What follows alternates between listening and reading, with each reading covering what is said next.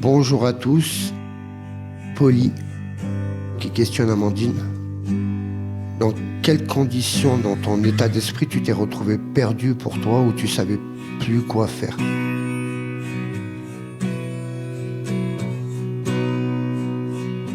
Après avoir eu mon bac, comme beaucoup de gens, j'ai testé la fac et ça a été un fiasco. Je n'allais pas à la fac et je faisais beaucoup la fête à cette période-là de ma vie. J'ai commencé à prendre un peu de drogue, d'avoir de mauvaises fréquentations et je me suis dit que ça me déprimait d'être en ville. Je voyais pas d'issue heureuse pour moi là-bas, donc j'ai décidé de partir très loin.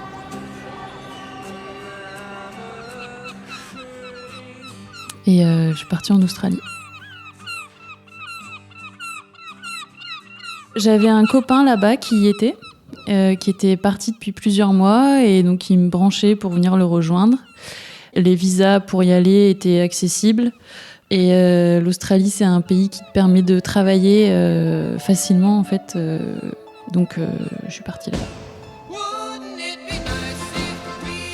Je suppose que tu n'as pas été éduque en Australie. Tu as dû faire serveuse, barmaid et compagnie. C'est souvent ce que font les Français là-bas. Ton ressenti entre l'Australie et la France? Il y a beaucoup de travail et très bien payé. Le niveau de vie est beaucoup plus élevé qu'en France, mais les salaires vont avec. Du coup, en faisant des petits boulots, on s'en sort, quoi. Il faut savoir qu'en Australie, il y a beaucoup de jeunes du monde entier qui viennent avec ce visa pour travailler et passer du temps là-bas. Donc il y a les locaux, il y a les Australiens et il y a aussi une grosse communauté de voyageurs comme moi, quoi. On les appelle les backpackers. Donc tu rencontres très facilement du monde. En fait, moi quand je suis arrivée, j'ai rejoint mon copain, mais avec qui je suis restée quelques jours finalement, parce qu'après on n'avait pas envie de faire les mêmes choses. Donc j'ai rencontré des gens très rapidement avec qui j'ai voyagé la première année.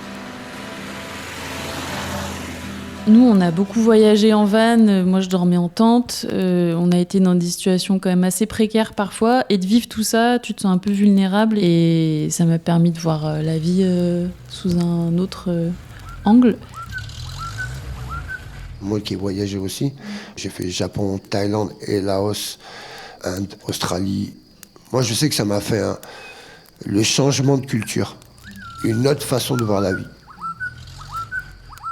Je pense que comme je suis partie dans un état d'esprit où j'étais très mal en France et un peu paumée, j'avais tout à apprendre en fait de ce voyage et ça a été au niveau humain déjà une immense richesse. Toutes les personnes que j'ai rencontrées là-bas qui m'ont beaucoup apporté. C'était pas les fréquentations que je pouvais avoir à Lyon. C'est des gens qui m'ont aidé à m'ouvrir, ou c'est des personnes qui m'ont permis d'apprendre à me connaître en fait. Et je pense que depuis toujours à Lyon, il y avait un truc en moi qui était éteint et que j'ai réussi à allumer et à faire naître une fois que j'étais en Australie. En fait, j'ai vécu ce voyage comme une renaissance. C'est comme si la partie de moi qui était éteinte depuis toujours avait réussi à s'allumer. J'ai pas dit bougie. T'as vu une bougie?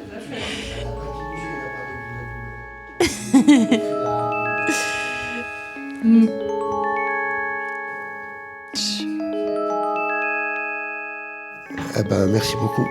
Merci à toi, Polly. C'est moi qui te remercie d'en apprendre plus sur toi, parce que t'en connais beaucoup sur moi, mais j'en connais très peu sur nos éducateurs. Je tiens à signaler que c'est un accueillant qui est questionné par un accueilli dans le suivi de Val-Accueil. Et je tiens à remercier aussi Radio Saint-Ferréol pour ces petits moments plutôt sympathiques. Voilà. Merci beaucoup.